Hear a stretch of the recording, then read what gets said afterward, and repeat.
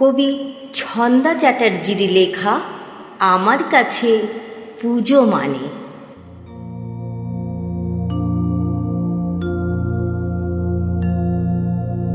আমার কাছে পুজো মানে ছোটবেলার নদী ভরা জল, সোনালি রোদের ছোঁয়া, রাস্তার দুধারে ভরা কাশ ফুলের দুলে দুলে মাথা নাড়ানো মনের আনন্দে, ঠাকুমা আর মায়ের সাথে বসে নাড়ু পাকানো, কত রকমের নাড়ু, বোঁদে, খাজা, গজা, আরো কত কি।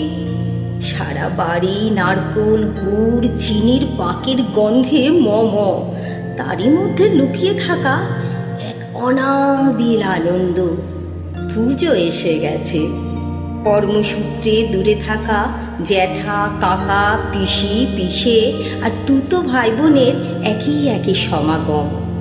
বড় জ্যাঠার রাস ভারী গলায় মাঝ উঠানে এসে হাঁক পাড়া, সব কে কোথায় আছিস?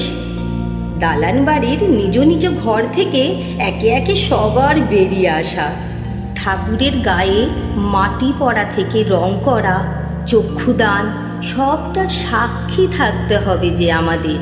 পুজোর আনন্দ, কাশফুল ফোটার আনন্দ, পুকুরের ভর্তি জলে পা ডুবিয়ে থই থই করার আনন্দ, শালুক, পদ্ম, শিউলি ফুল তোলার আনন্দ, সবুজ ধান ভরা মাঠের আল দিয়ে দৌড়ে বেড়ানোর আনন্দ, ঘর নিকোনোর মাটি সোঁদা গন্ধে পাগল করা আনন্দ।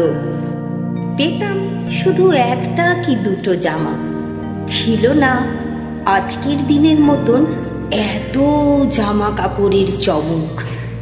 বড় বড় শপিং মল, পাড়ার দর্জি কাকুর হাতে তৈরি জামাতেই থাকতো আনন্দের ডালি, সেটা পরে নাচতে নাচতে দুর্গা মন্দিরে যাওয়া, দেবী দেখা, দেবী বরণ, দেবী বিদায়।